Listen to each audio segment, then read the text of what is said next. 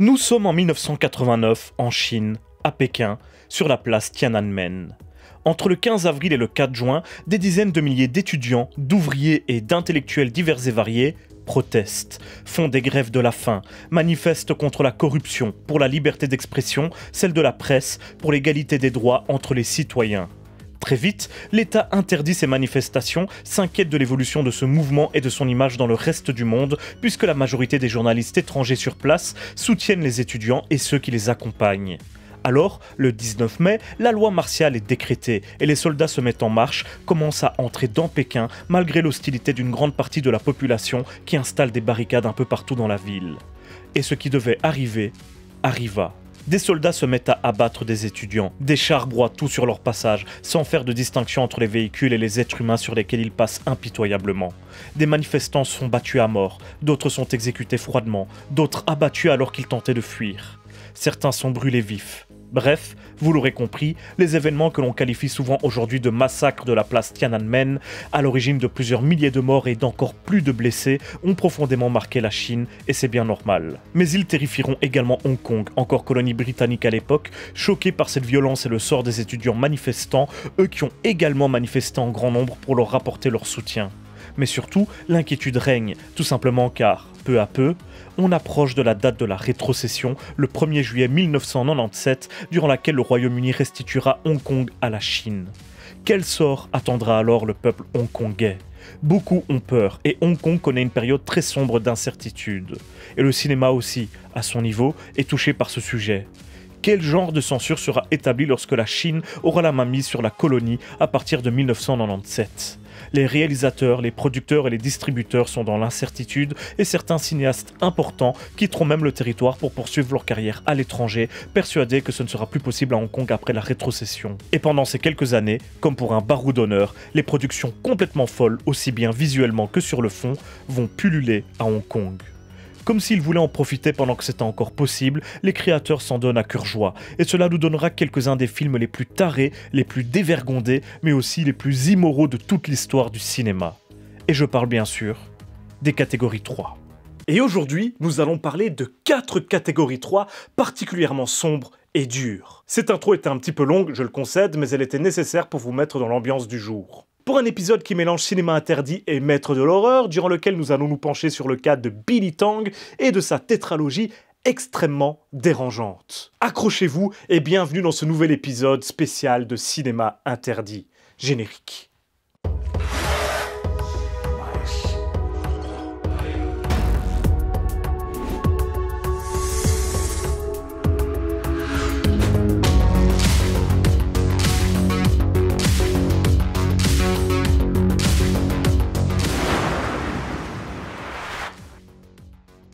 Malgré les craintes du milieu du cinéma hongkongais à l'approche de la rétrocession, il est évident que la censure existait déjà bien avant 1997. Pendant plusieurs décennies, le gouvernement colonial n'hésitait pas à couper dans les œuvres si celles-ci comportaient trop de violence, trop de nudité ou de sexualité, et surtout, trop de propos contre les autorités locales, voire contre les pays voisins, comme la Chine bien entendu, ou le Japon. Seulement voilà, en 1987, un journal hongkongais révéla que le gouvernement colonial n'avait en fait légalement pas du tout le droit d'appliquer toutes les censures qu'il avait ordonnées depuis toutes ces années. Très gêné que l'information ait fini par filtrer et par la colère grandissante des cinéastes et producteurs, il s'activa pour sortir un nouvel amendement et mettre en place un nouveau système, le 10 novembre 1988, divisé en 3 catégories. Les films de catégorie 1, qui regroupent les films tout public. Les catégories 2, non destinées à un jeune public, même si plus tard sera ajoutée la catégorie 2B afin de faire la distinction entre les films non destinés à un public d'enfants et ceux non destinés à un public d'adolescents. Et enfin, la catégorie 3, qui regroupe les films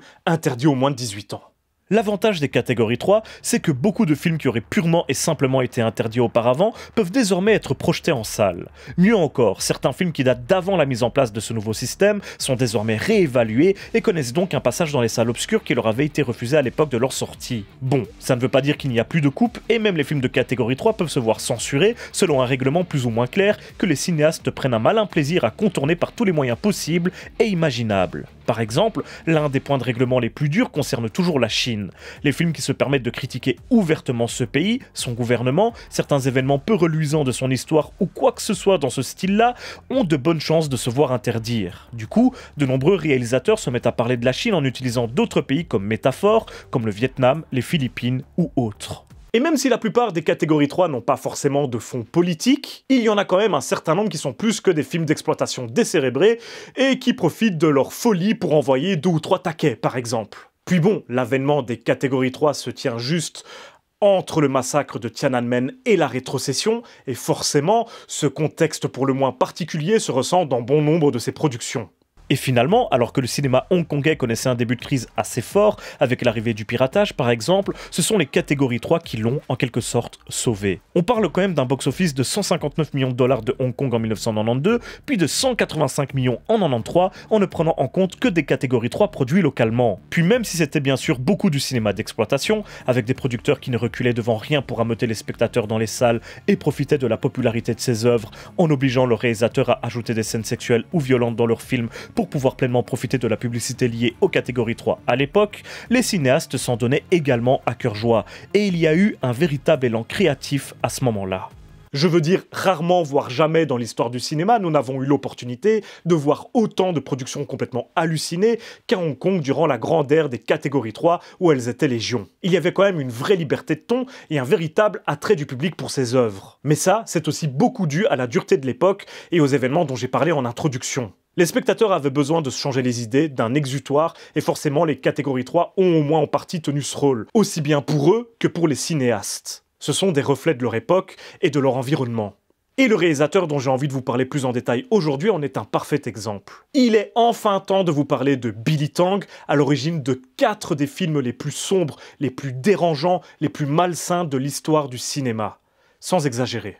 Et pourtant, quand on regarde sa carrière aujourd'hui, avec du recul, elle était plutôt hétéroclite. Après avoir fait ses études au Canada, il revient réaliser des films et bosser pour la télé à Hong Kong pour Asia Television, puis commence le cinéma en 1989 avec Dragon Fight, tourné aux États-Unis avec Jet Li dans le rôle principal.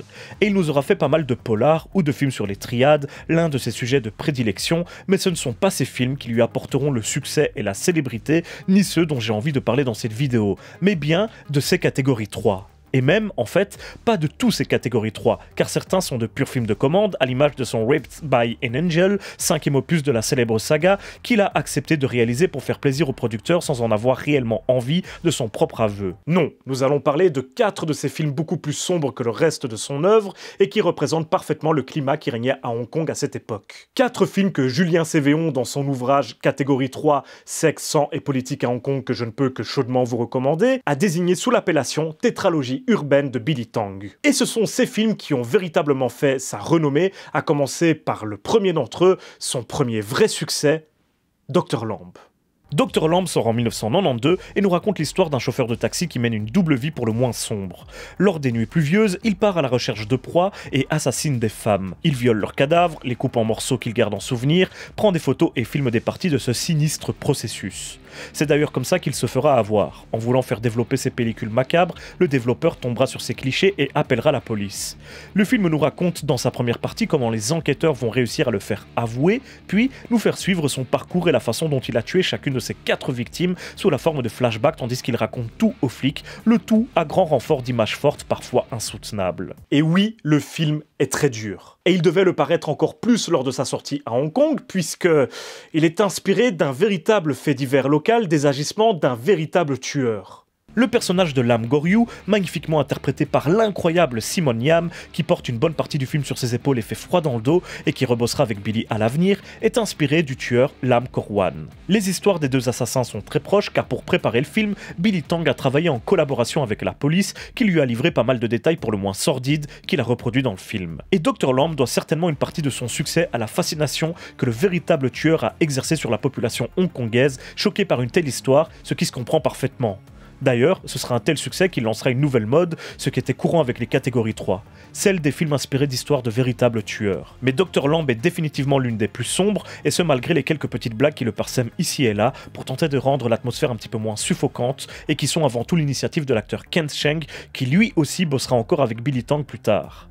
Mais spoiler, vous n'aurez pas beaucoup envie de sourire devant Dr Lamb. Tout comme les enquêteurs du film, vous assisterez médusés au terrible exploit de l'âme, raconté avec une précision chirurgicale dont on se serait bien passé par moments. Et pire encore, parfois, même ces petites blagues finissent par augmenter encore plus le malaise ressenti par le spectateur, comme cette scène durant laquelle nos policiers, choqués par un sein tranché qu'ils trouvent en fouillant la chambre de l'âme, le manipulent avec maladresse, ce qui donne un moment censé être drôle, mais qui dénote complètement avec ce que l'on ressent en y assistant et avec l'atmosphère générale du long métrage. Puis, tout dans le film nous empêche de respirer. Chaque endroit exploré par nos personnages est surchargé, que ce soit les rues de Hong Kong déjà surpeuplées à l'époque, les couloirs de ce commissariat ou même ce minuscule appartement dans lequel l'âme a été élevé et continue de vivre et qu'il partage avec le reste de sa nombreuse famille. Et encore une fois, ce détail risque de revenir dans les 3 autres films que nous allons explorer. Toujours est-il que Dr Lamb est le premier véritable succès de Billy Tank, qui ne sera même pas officiellement crédité comme réalisateur. À la place, il sera crédité comme Executive Director, et tout le crédit sera donné à Danny Lee, vu que Billy Tank à l'époque n'était apparemment pas assez connu. C'est du marketing. Mais les choses changent, et il est déjà très connu à l'époque lorsqu'il réalise son 2e tour de force. Vous savez, quand on parle de catégorie 3, il y a certains films à côté desquels il est difficile de passer, qui sont sans arrêt cités à cause de leur importance ou du malaise qu'ils suscitent.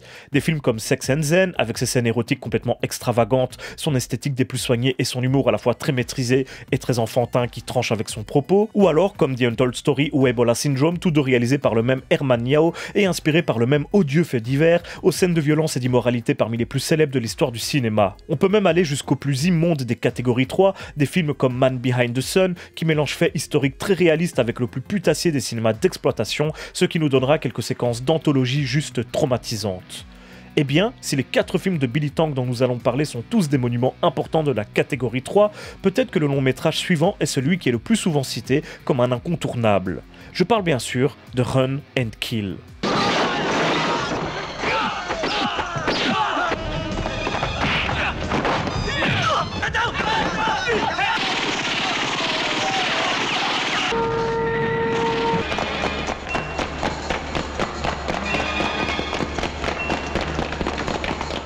Le film sort en 1993 et réunit à nouveau Ken Cheng, qui joue Fatty, le personnage principal, et Simon Yam, qui joue à nouveau un antagoniste toujours aussi cinglé, mais de façon un petit peu différente.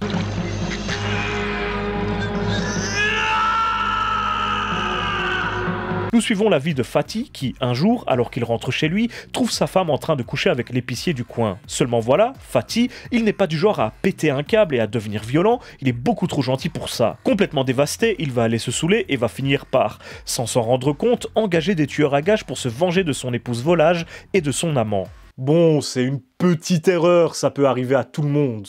Et le lendemain matin, alors qu'il ne se souvient de rien, les tueurs débarquent et font leur taf devant lui qui n'y comprend que dalle. Seulement voilà, même s'il l'a oublié, il doit payer les tueurs. Et il n'en a évidemment pas les moyens. Et il va plus ou moins se retrouver dans un premier temps au milieu d'une guerre des gangs, puis pourchassé par un meurtrier d'origine vietnamienne qui le tient responsable de la mort de son frère, à la suite d'une escalade incroyable d'événements malencontreux. Et ce tueur-là, le plus sadique de tous, n'a plus rien à perdre et est déterminé à détruire le pauvre Fatty.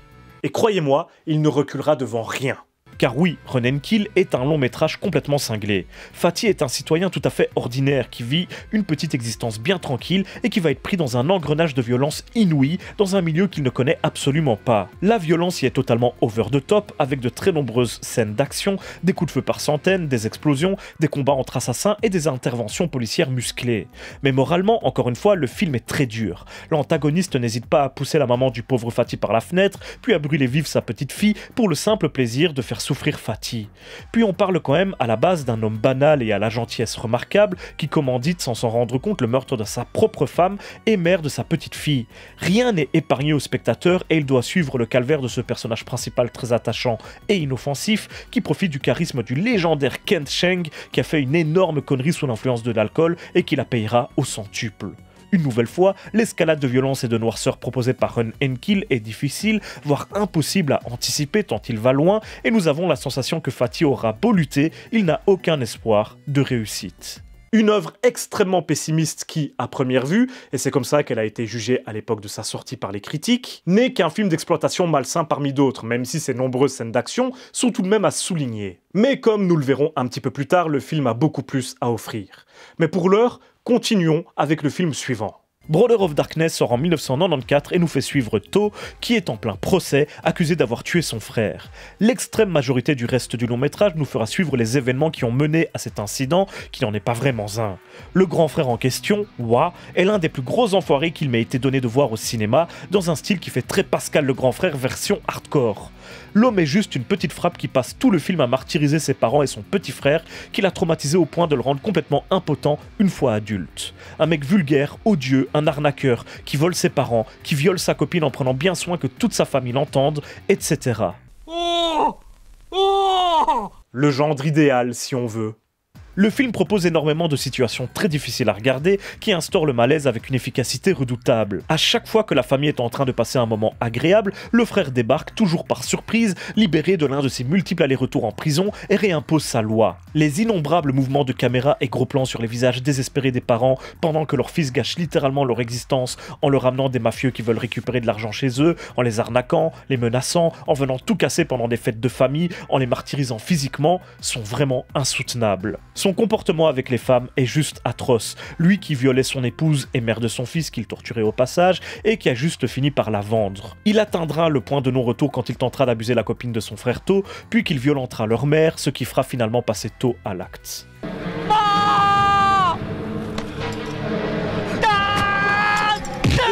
Et j'oubliais de vous dire que To, en grandissant, est devenu un véritable expert en arts martiaux, histoire de pouvoir protéger sa famille de son infâme frère aîné. Oui, j'avais oublié ? Bon bah, je vous le dis. Et en fait, ça donne des scènes un petit peu bizarres, puisque To ne cesse de tabasser son grand frère durant tout le film. Ça pourrait presque être comique si Billy Tang ne l'avait pas traité de façon intelligente. On comprend très vite que, même si le cadet est devenu plus fort physiquement que son grand frère, cela n'aide pour ainsi dire pas la famille. Wa est une gigantesque enflure, et trouve toujours une nouvelle façon d'empoisonner la vie des siens, et est un expert pour débarquer quand son frère cadet n'est pas là à la maison, pour pouvoir commettre ses actes abjects sans personne pour l'arrêter. Il y a vraiment une ambiance télé-réalité cheap qui règne sur ce long métrage où on attend, on espère qu'une seule chose. C'est quand que ce salopard crève.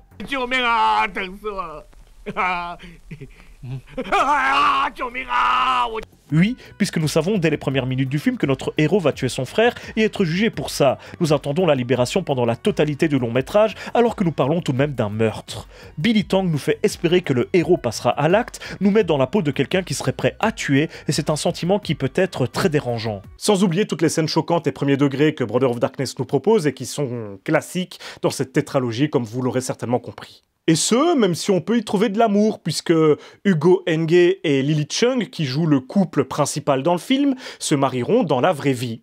Et ça, c'est beau. Puis, au-delà de tout ça, on retrouve quelques caractéristiques communes à Dr. Lamb. L'appartement familial surchargé, par exemple, où les enfants restent vivre avec leurs parents, même une fois adultes et en couple. Mais nous avons aussi cette idée de l'antagoniste principal qui fait partie de la famille même, et qui est très importante au sein de cette tétralogie. Mais encore une fois, nous y reviendrons dans quelques instants. Car avant ça, il nous reste un film à passer en revue, et il s'agit probablement du plus dur des 4.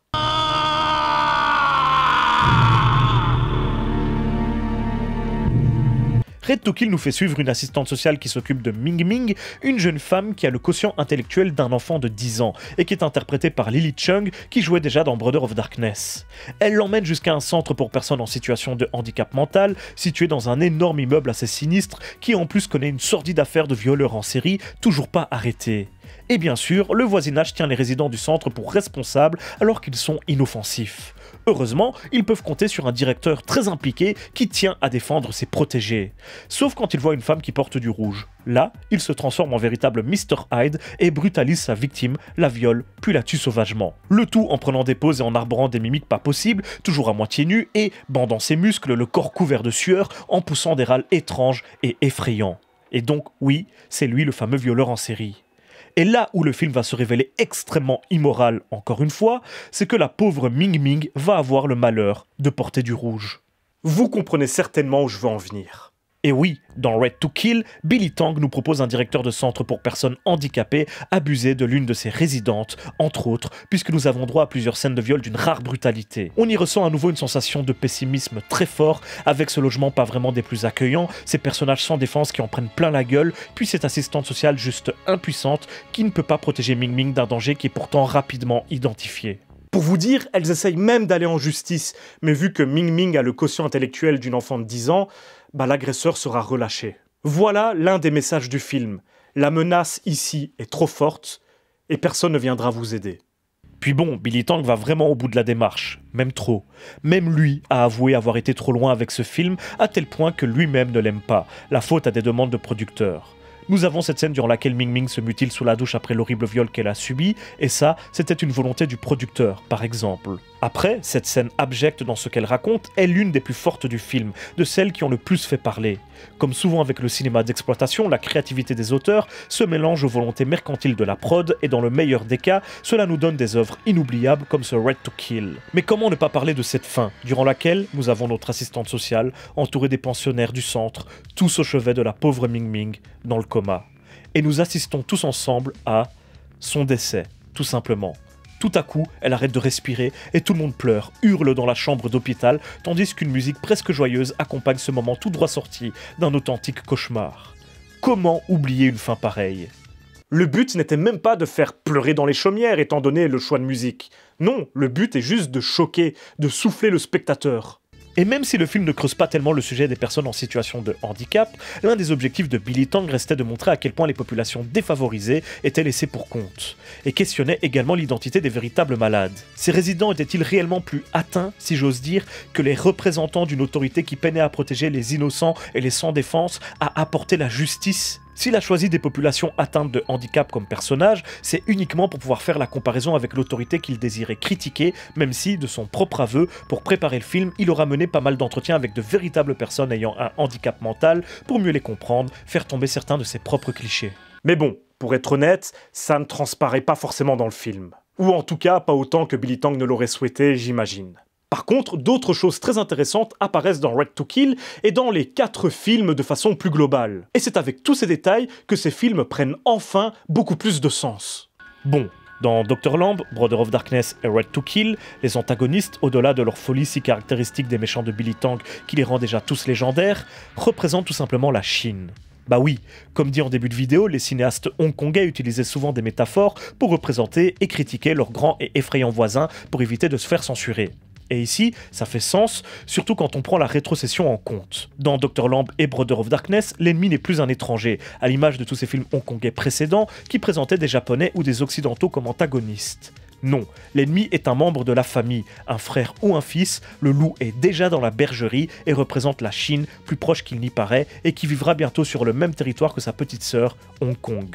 Dans Right to Kill, l'antagoniste ne fait certes pas partie de la famille, mais c'est encore pire. C'est le responsable direct de la pauvre Ming Ming, l'autorité qui se retourne contre celle qu'elle est censée protéger. Si ça ne vous rappelle pas le massacre de la place Tiananmen et globalement les critiques faites au gouvernement chinois. Puis nous avons ce personnage de travailleuse sociale qui cherche à aider Ming Ming, mais qui est juste impuissante face au grand méchant, un peu comme le serait l'autorité hongkongaise face à sa grande sœur. Enfin, la toute-puissance du personnage de Ben Heng, qui réalise une sacrée performance avec ce cinglé de compétition, ne fait absolument aucun doute. Nos deux héroïnes ne peuvent lutter, le combat est beaucoup trop inégal. Et même si, à la fin, la menace est défaite, comme on l'a vu, le film finit quand même très mal. Ce qui est un point des 4 films. Dans Dr. Lamb, même s'il est arrêté et mis derrière les barreaux, ce n'est pas montré comme une chose heureuse, tant le film se concentre uniquement sur ses actes, les meurtres horribles qu'il a perpétrés. Nous restons sous le choc qu'un personnage aussi ignoble puisse exister. Dans Brother of Darkness, même si notre personnage principal est finalement déclaré innocent, sa vie est déjà détruite. Il est séparé de sa femme, restera impuissant toute sa vie, sa mère est devenue folle, puis il a tué, et ça ne le quittera jamais. Et le fait que le spectateur soit d'accord avec lui là-dessus ne change absolument rien à la situation, à cette sensation de fin malheureuse malgré la relaxe du tribunal.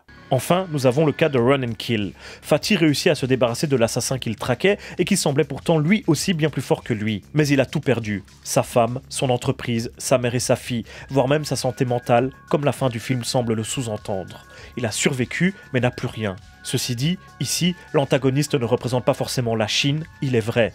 Ce qui ne veut pas dire que celle-ci n'est pas désignée pour responsable, même indirecte, des horreurs que Fatih subit durant tout le film. Un bête exemple, tout à fait pris au hasard, le bar dans lequel Fatih va se saouler et rencontrer l'homme qu'il va payer pour faire tuer sa femme s'appelle 1997, l'année de la rétrocession.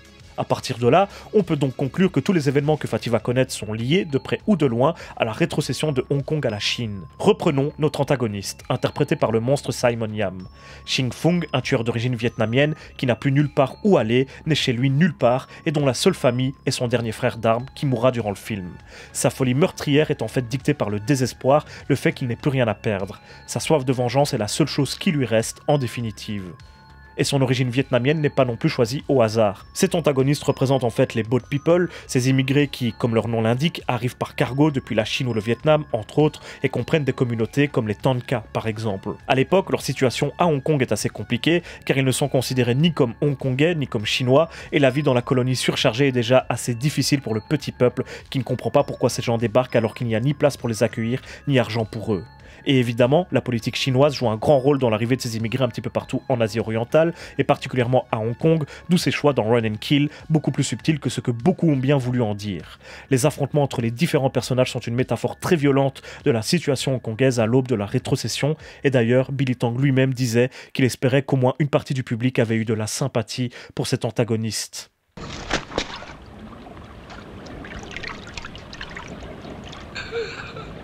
Et bien sûr, quand je parle de situation hongkongaise, ce n'est pas forcément ni obligatoirement à travers le prisme de la menace chinoise. Billy Tang n'hésite pas à critiquer à tout va les autorités et la société hongkongaise et sort la Gatling pour tirer sur tout ce qui bouge. La situation des familles pauvres ou de la classe moyenne, par exemple, est souvent mise en avant. Nous avons déjà évoqué les foyers surchargés, souvent vétustes, les immeubles sinistres des populations qui n'ont que très peu d'accès à la culture, gangrénées par la criminalité. Le Hong Kong de Billy Tang est dangereux, il ne fait pas bon de s'y balader la nuit. Des actions simples comme prendre un taxi, aller ou revenir d'une soirée, prendre un verre dans un bar, rencontrer de nouvelles personnes, tout peut mal finir, voire carrément terminer en meurtre horrible, car les rues de Hong Kong sont des plus mal famées. Pire encore, dans la tétralogie de Billy Tang, il ne sert à rien d'attendre de l'aide de qui que ce soit. Le frère fou furieux de Brother of Darkness ne cesse de faire des allers-retours en prison, mais revient toujours pour foutre sa merde et martyriser sa famille. Les clientes de l'âme, le chauffeur de taxi tueur, se sont faites froidement assassiner, et si le tueur n'était pas allé faire développer ses photos, il aurait fait d'autres victimes à coup sûr, tant la police était loin de trouver sa trace. C'est toujours mieux que la police de Run and Kill, complètement inefficace et incapable de protéger les citoyens des tueurs dangereux qui se jouent d'eux avec une facilité déconcertante. Enfin, dans Red to Kill, le responsable du centre pour personnes ayant un handicap est l'antagoniste principal, et la justice ne parvient pas à l'arrêter, laissant les victimes complètement démunies. Encore une fois, le constat que fait Billy Tang est particulièrement sombre et pessimiste. Son point de vue est assez clair, la situation à Hong Kong à l'époque est critique. La population souffre et doit se battre pour survivre. Elle n'est pas protégée par le gouvernement ni par ses représentants. La police est violente et inefficace, etc. Et le pire, c'est que l'avenir est certainement encore plus sombre à cause de la rétrocession. C'est aussi pour toutes ces raisons que 3 des 4 films sont inspirés en partie par la vie de véritables tueurs, par leurs agissements. Dr. Lamb, Brother of Darkness et Red to Kill, même si ce dernier n'a plus grand chose à voir avec l'histoire réelle qu'il a inspirée. Cela servait à inclure ces films encore plus dans la réalité hongkongaise de l'époque. Ou du moins, la réalité telle que Billy Tang l'aperçoit. Ce sont des films d'où ne ressortent que la peur du futur, la crasse, le désespoir, la pauvreté, l'abandon de toute une partie de la population par son gouvernement, et encore une fois, le maître mot de toute cette tétralogie, le pessimisme. Comme Billy Tang l'explique dans l'interview qu'il a donnée à Julien Cévéon, pour lui, le quotidien des Hongkongais à l'époque était vraiment difficile, et c'est pour ça que ces films ont fonctionné, selon lui. Les gens avaient peur, étaient en colère, et ces films utilisaient ces sentiments, s'en nourrissaient. Pour lui, la noirceur de ces 4 films n'est que le reflet de cette époque. Et même si, forcément, cette vision est influencée par son propre regard, force est de constater que cela nous a donné 4 films uniques dans l'histoire du cinéma. Leur violence, leur immoralité, leur discours, l'époque qu'ils décrivent, le désespoir qu'ils contiennent, on a rarement revu de telles œuvres par la suite. Billy Tang le dira lui-même quelques années plus tard. Il ne pense pas qu'on reverra d'autres films de ce genre, de cette noirceur, de cette puissance, car ils étaient alimentés par une énergie très particulière qui ne pouvait naître qu'à ce moment-là, à cet endroit-là. Et leur existence était en plus rendue possible par la catégorie 3, une catégorie simplement unique au monde. et à partir de 1997, celle-ci disparaîtra progressivement, causée étrangement en grande partie par les producteurs qui s'auto-censuraient par peur de problèmes avec la Chine. À partir de là, reproduire ce genre d'œuvre ultra caustique devient tout de suite beaucoup plus compliqué, d'autant que, toujours d'après Billy Tang, dans les années 2000, la situation des Hongkongais s'est tout de même améliorée, de même que leur état d'esprit. Leur peur et leur colère s'est peu à peu amoindrie, et des œuvres comme cette tétralogie urbaine n'ont plus le moteur nécessaire à leur création. Ces 4 films sont donc les rescapés infernaux d'une époque très particulière et sont des témoins incroyables de cette période révolue, de ce pan d'histoire que Hong Kong a connu et difficilement vécu. Et le pire dans tout ça, c'est que l'une des frayeurs du cinéma hongkongais et de Billy Tang, qui nous a malheureusement quitté le 2 juillet 2020, il y a un peu plus de 2 ans, est toujours d'actualité aujourd'hui, alors que le cinéma hongkongais est plus menacé que jamais par l'autorité chinoise. C'est peut-être l'une des nombreuses excuses qu'on peut sortir pour se refaire cette tétralogie de génie, trop rarement citée, de même que Billy Tang, que je considère, à titre personnel, en plus d'être un bon réal, comme un authentique maître de l'horreur. Mais n'oubliez pas que, si vous décidez de regarder ces films, il faut être accroché. C'est à vos risques et périls. Et voilà, c'est la fin de cette rétrospective que j'avais vraiment envie de faire sur un sujet pas forcément évident, et j'espère que j'aurai bien fait ça, et que ça vous aura plu. Encore une fois, pour plus de détails, je vous renvoie vers l'indispensable bouquin de Julien Cévéon, catégorie 3, sexe, sang et politique à Hong Kong, ma source principale pour cette vidéo. Dans tous les cas, on se retrouve très bientôt pour une prochaine vidéo, et d'ici là, surtout n'oubliez pas, si vous avez peur, c'est que vous êtes toujours en vie.